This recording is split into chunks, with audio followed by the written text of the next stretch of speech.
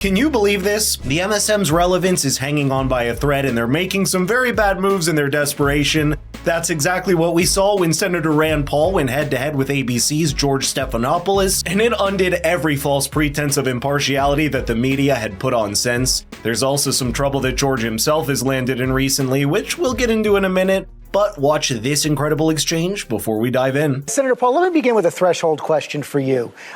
This election was not stolen. Do you accept that fact? Well, what I would say is that the debate over whether or not there was fraud should occur. We never had any presentation in court where we actually looked at the evidence. Most of the cases were thrown out for lack of standing, which is a procedural way of not actually hearing the question.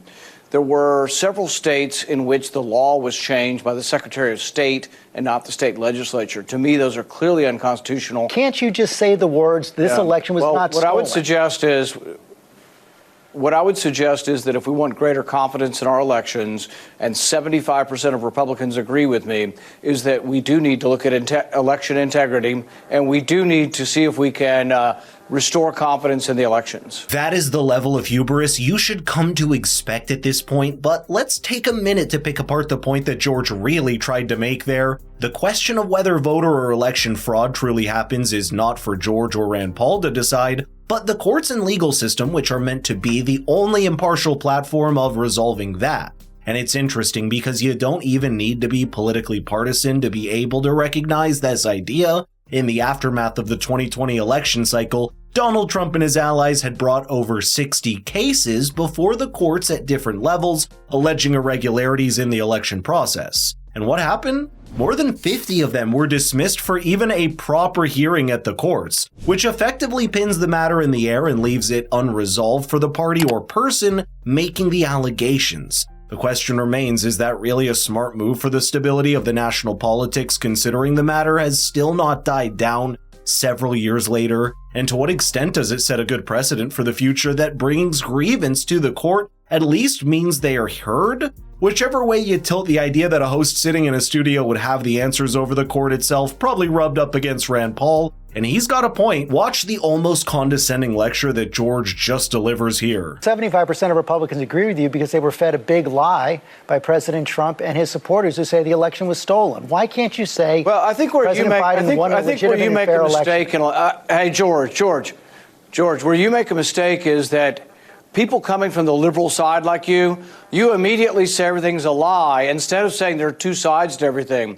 Historically, what would happen is if I said that I thought there was fraud, you would interview someone else who said there wasn't. But now you insert yourself in the middle and say the absolute fact is that everything I'm saying is a lie. Well, because, Senator, I said what the president said was a lie because he said, hold on a second. He said the election was stolen. This election was not stolen. The results were certified in every single state after counts and recounts. You know what I find incredible? It's that a dismissive attitude like George's does absolutely nothing to solve the problem at hand. Burying your head in the sand like an ostrich does not make the facts on the ground go away. And when you look at the statistics around how many Americans do have doubts over the last election, that's still a problem to be contended with, even if you think they're wrong. A poll from Mammoth University last year found that over 3 in 10 Americans believe Joe Biden's victory in 2020 was a result of voter fraud, with over 2/3 of Republicans believing the same.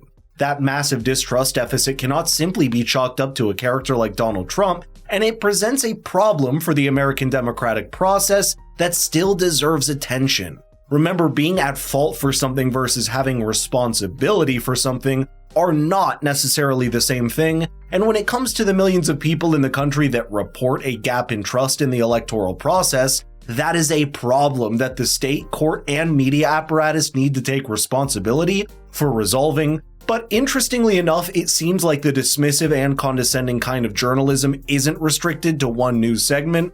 We've seen George Stephanopoulos land himself in trouble before when Donald Trump came after him with a defamation lawsuit earlier this year. And why? Well, George's penchant for passing final judgments on nuanced matters seems to have irked Donald Trump, and that's exactly what happened when he outright pronounced liable for the R word in this uncomfortable conversation with Republican Representative Nancy Mace. Shout out South Carolina. You've endorsed Donald Trump for president. Judges and 2 separate juries have found him liable for and for defaming the victim of that. How do you square your endorsement of Donald Trump with the testimony we just saw? Well, I will tell you, I was raped at the age of 16, and any victim will tell you, I've lived for 30 years with an incredible amount of shame over being raped. I didn't come forward because of that judgment and shame that I felt. You've endorsed Donald Trump for president. Right. Donald Trump has been found liable for by a jury.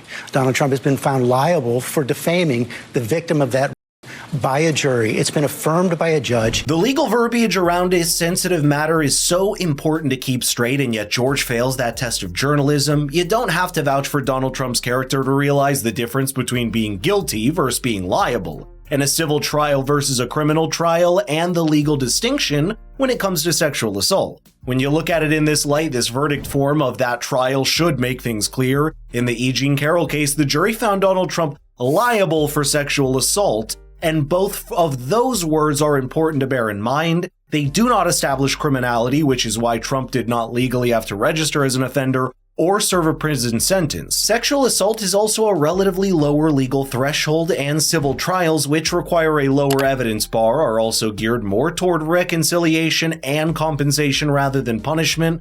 All in all, it's clear why Donald Trump would not be happy with George Stephanopoulos outright pronouncing him something that even the courts did not. And predictably, George is now embroiled in a legal battle for defamation over those remarks since the last 2 months that sees no end in sight. Trump's formal accusation of defamation can be gauged from the wording of this court document, which alleged that, and I quote, "The statements by defendant George Stephanopoulos were made with actual malice or with a reckless disregard of the truth, given that defendant Stephanopoulos knew that these statements are patently and demonstrably false." It's not that surprising, given that Donald Trump himself has a pretty rough relationship with the media overall, including lawsuits filed against publications like the New York Times. But perhaps this clip reveals the kind of attitude that exists in the mainstream media as it regards sensitive political and legal matters. It's a reckless attitude that's not as interested in having bipartisan political conversation over riling up guests, which makes for good television for the audience. And that's what this clip unfortunately reveals as well. Whether it be ABC News or MSNBC or a platform like Fox News, seems like media channels have dropped whatever garb of unbiased journalism they used to have,